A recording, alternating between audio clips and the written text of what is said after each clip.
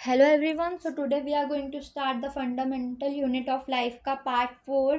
So part 3 में हमने cytoplasm and cell organelles तक अच्छे से कवर कर लिया. इस वाले में हम देखेंगे कि टाइप्स ऑफ सेल क्या होता है और कितने टाइप्स होते हैं सेल के, एंड सेल का कुछ स्ट्रक्चर भी देखेंगे. ओके, सो पहले चलते हैं टाइप्स ऑफ सेल पे. ओके, सो सेल के 2 टाइप्स होते हैं. फर्स्ट होता है प्रोकैरियोटिक एंड सेकंड होता है यूकैरियोटिक. ओके, सो अब देखते हैं कि प्रोकैरियोटिक किस सेल को कहेंगे और यूकैरियोटिक किस सेल को कहेंगे. देखो यहाँ पे डिफरेंसेस लिखा है इसमें. Prokaryotic cell lack nuclear membrane and eukaryotic cell have nuclear membrane. अभी न्यूक्लियर मेम्ब्रेन क्या होता है? देखो, मेरे को पता है कि अभी हमने सेल ऑर्गेनेल्स नहीं पढ़े हैं. अगर हमने सेल ऑर्गेनेल्स पढ़े होते तो ये अच्छे से क्लियर हो पाता, बट कोई नहीं है. सेल ऑर्गेनेल्स जब पढ़ेंगे ना, तो उसके बाद जब वो ख़त्म हो जाएगा तो इस वाले पे हम दोबारा आ जाएंगे टाइप्स ऑफ सेल पढ़ने के लिए, अच्छे से क्लियर होने के लिए. ओके, सो अभी मोटा मोटा समझ लो. तो जो सेल होता है ना, उसमें न्यूक्लियस होता है. मान लो ये एक सेल बनाया है मैंने, एक सेकेंड. ओके, सो मान लो ये मैंने एक सेल बनाया है. इसमें प्रोकैरियोटिक वाले में क्या होगा? मान लो ये न्यूक्लियस है. हैं, न्यूक्लियस क्या होता है? ब्रेन ऑफ द सेल होता है. ये एक ऑर्गेनेल होता है सेल का ही, जिससे सारे जो सेल के काम है वो परफॉर्म होते हैं. कंट्रोल करता है, ये ब्रेन की तरह हेल्प करता है सेल को. तो प्रोकैरियोटिक वाले केस में जो न्यूक्लियस होगा उस पर न्यूक्लियर मेम्ब्रेन नहीं होगा, मतलब न्यूक्लियस पे मेम्ब्रेन नहीं होगा. ओके, और यूकैरियोटिक वाले सेल में मेम्ब्रेन होगा.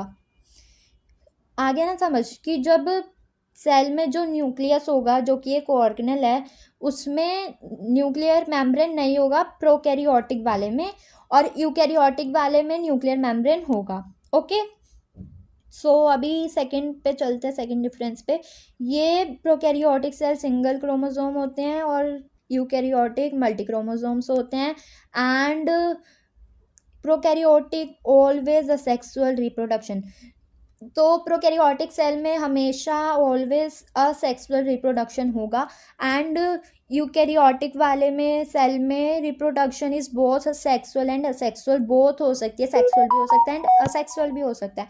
And next difference is prokaryotic में कि always unicellular. They are always unicellular and multicellular पढ़ के आ चुके हैं पार्ट 1 में, आई थिंक कवर करा था. तो यूनिसेलुलर जो 1 सेल से बना होता है और मल्टी सेलुलर में बहुत सारे सेल्स होते हैं. ओके, सो यूकैरियोटिक में दे आर ऑफन मल्टी सेलुलर्स, वो मल्टी सेलुलर होते हैं. एंड प्रोकैरियोटिक यूनिसेलुलर होते हैं. प्रोकैरियोटिक का last difference, lack membrane bound organelles, and eukaryotic में membrane bound organelles are present. अब देखो, जैसे मैंने बताया था कि न्यूक्लियस जो होता है प्रोकैरियोटिक सेल में, जो कि एक ऑर्गेनेल है, उसमें न्यूक्लियर मेम्ब्रेन नहीं होता है ना, और यूकैरियोटिक में न्यूक्लियर मेम्ब्रेन होता है. तो ऐसे ही जो बाकी ऑर्गेनेल्स है ना न्यूक्लियस की तरह, उसमें भी ना प्रोकैरियोटिक सेल में मेम्ब्रेन नहीं होता है और यूकैरियोटिक में मेम्ब्रेन होता है. जितने भी ऑर्गेनेल्स हैं प्रोकैरियोटिक वाले सेल में, उसमें ऑर्गेनेल्स में मेम्ब्रेन नहीं होगा, और यूकैरियोटिक वाले में मेम्ब्रेन होगा ऑर्गेनेल्स के ऊपर. ओके, मेम्ब्रेन पता है हमें प्रोटेक्शन के लिए काम आता है. एक पूरे सेल के ऊपर भी मेम्ब्रेन होता है जिसको प्लाज्मा मेम्ब्रेन कहते हैं. ओके, सो यहाँ तक क्लियर है. अब यहाँ पे एक डिफरेंस छूट गया है, मैं लिख देती हूँ यहाँ पे, कि जो प्रोकैरियोटिक सेल में रिप्रोडक्शन होगी वो बाइनरी फ्यूजन से होगी. बाइनरी, एक सेकेंड. या सो इसमें हमेशा बाइनरी फ्यूजन से होगी. Binary fusion. और यूकैरियोटिक में होगी या तो हाँ, या तो माइटोसिस से या माइसोसिस से।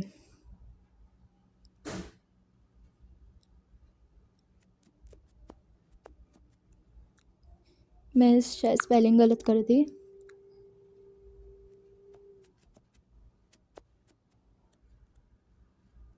हाँ, तो प्रोकैरियोटिक में बाइनरी फ्यूजन से होगी और यूकैरियोटिक में माइटोसिस एंड माइसोसिस से। माइसोसिस की स्पेलिंग MIOSIS। ओके,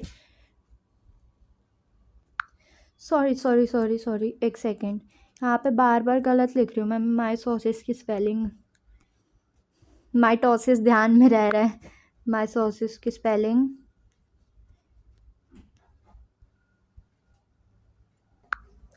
सही लिख देती हूँ यहाँ पे। स्पेलिंग बार बार माइटोसिस के ध्यान में रख के लिख रही हूँ, पता नहीं क्यों। ओके, सो माइसोसिस की स्पेलिंग होती है MEIOSIS। ये होती है माइसोसिस की स्पेलिंग। ओके, सो प्रोकैरियोटिक में बाइनरी फ्यूजन होगा, यूकैरियोटिक में माइटोसिस माइसोसिस बोथ हो सकता है। ओके, सो यहाँ पे एग्जांपल भी मैं बता देती हूँ। प्रोकैरियोटिक सेल में bacteria and blue green algae आप लिख के आ सकते हो प्रोकैरियोटिक के एग्जांपल में। यूकैरियोटिक के एग्जांपल में आप लिख के आ सकते हो एनिमल्स भी लिख सकते हो, लाइक ह्यूमन बॉडी, है ना। ह्यूमंस लिख देना आप, क्योंकि ह्यूमन में यूकैरियोटिक सेल ही होते हैं। ओके, सो अब ना इन सेल में कुछ सिमिलैरिटीज़ भी होती हैं प्रोकैरियोटिक एंड यूकैरियोटिक में। देखते हैं वो क्या होती है। देखो, इनमें सिमिलैरिटीज़ क्या क्या होती हैं।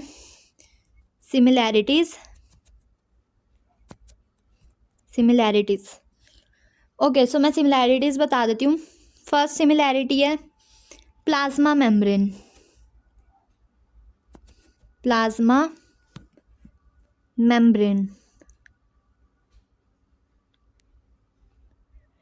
प्लाज्मा मेम्ब्रेन दोनों सेल में होता है, वो किसी भी टाइप का सेल हो, प्लाज्मा मेम्ब्रेन तो होगा ही। एंड सेकंड है साइटोप्लाज्म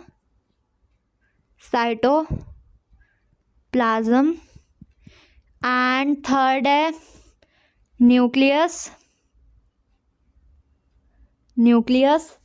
एंड फोर्थ है DNA। ये 4 सिमिलैरिटीज़ होती हैं दोनों टाइप के सेल्स में। ओके, ये होता ही होता है दोनों टाइप्स के सेल में। अच्छा, अगर आपको क्वेश्चन आता है कि चाहे वो किसी भी तरीके का सेल है, प्रोकैरियोटिक यूकैरियोटिक, वो किसी भी टाइप का सेल है, कोई भी दुनिया में कोई भी सेल है, तो उनमें कोई 3 चीज़ें मेन 3 चीज़ें कौन सी होंगी प्रेजेंट, जो प्रेजेंट होंगी सेल में, वो है plasma membrane and second is cytoplasm, third is nucleus. ये 3 चीज़ें तो हर टाइप के सेल में होंगी।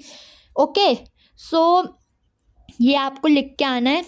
और DNA भी होता है, बट DNA ना बुक में नहीं दे रखा, बस बुक में आपको 3 चीज़ें सिमिलर दे रखी हैं जो हर टाइप के सेल में होता है। वो प्लाज्मा मेम्ब्रेन दे रखा है, साइटोप्लाज्म दे रखा है, न्यूक्लियस दे रखा है।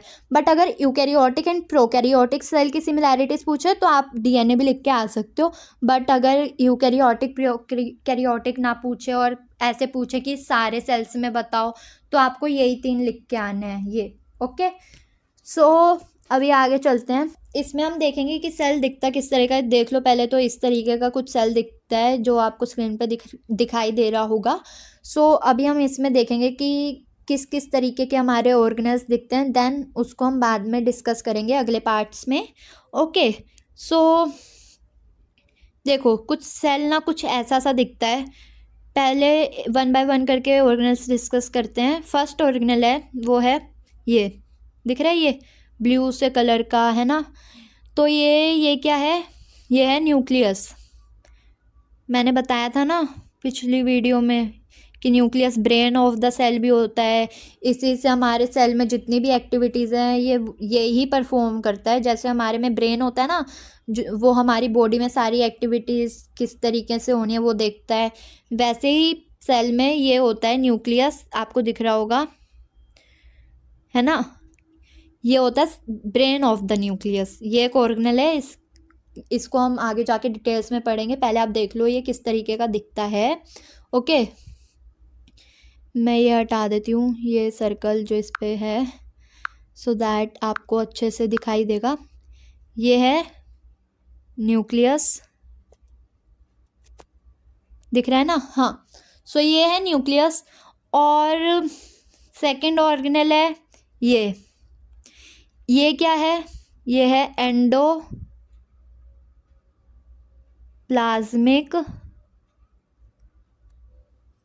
प्लाज्मिक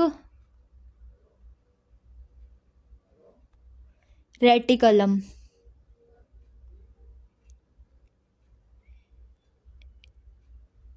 एंडोप्लाज्मिक रेटिकलम है ये।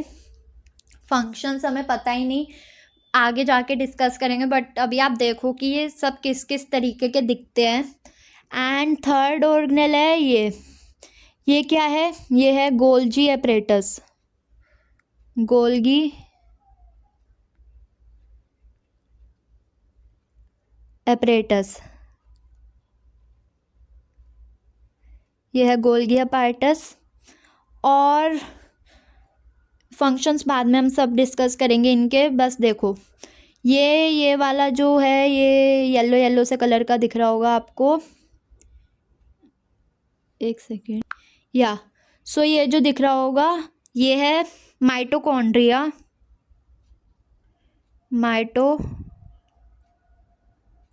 है ये। माइटोकॉन्ड्रिया तो वैसे पता होता है हमें क्या है ना, powerhouse of the cell, discuss करेंगे बाद में। ये है माइटोकॉन्ड्रिया, एंड ये जो आपको सर्कल सर्कल से दिख रहे होंगे ये यहाँ पे भी है, ये क्या है, ये है लाइजोसोम्स हैं ये। ओके, सो ये है लाइजोसोम्स, अगेन ये माइटोकॉन्ड्रिया है। एंड व्हाट इज़ दिस, ये जो ब्लू ब्लू है ये सारा जिसमें ये ऑर्गेनेल्स हैं, ये क्या है, ये जो भी बता देगा उसने मतलब अच्छे से वीडियो मतलब अच्छे से चैप्टर समझ रखा है। तो बताओ ये क्या है, ये वही है साइटोप्लाज्म। क्या है ये,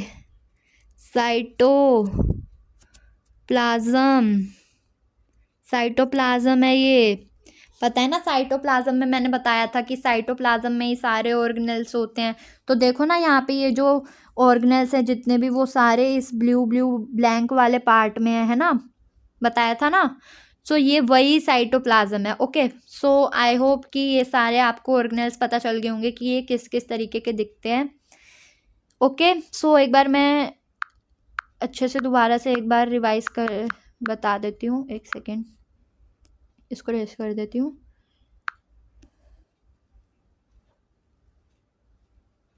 ओके, सो देखो ये क्या था, ये न्यूक्लियस मेम्ब्रेन था।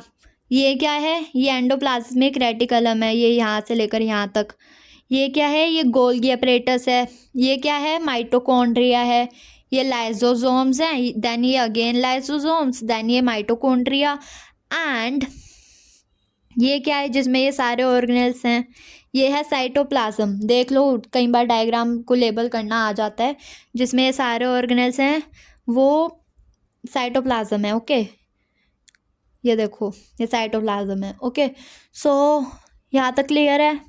अब देखो कि एक सेकेंड, हाँ, ये जो ये है ना, ये कवरिंग है। और कवरिंग के को क्या कहते थे, प्लाज्मा मेम्ब्रेन, है ना, कहते थे ना plasma membrane is the outermost covering of the cells, है ना। तो ये ही है प्लाज्मा मेम्ब्रेन। ओके, यही है प्लाज्मा मेम्ब्रेन। देख लो ना, सबको कवर कर रखा है, पूरे सेल को कवर कर रखा है इसने, तो ये प्लाज्मा मेम्ब्रेन है। ओके, सो आई होप कि आपको यहाँ तक सब कुछ क्लियर होगा। एंड यूकैरियोटिक प्रोकैरियोटिक सेल हमने पढ़ लिया था ना पिछले वाले में पार्ट में, उसमें ये रह गया था। तो आई होप कि अभी आपको क्लियर होगा। अब ना हम इन सारे ऑर्गेनेल्स का फंक्शन डिस्कस करेंगे नेक्स्ट पार्ट में। ओके, तब तक के लिए बाय बाय।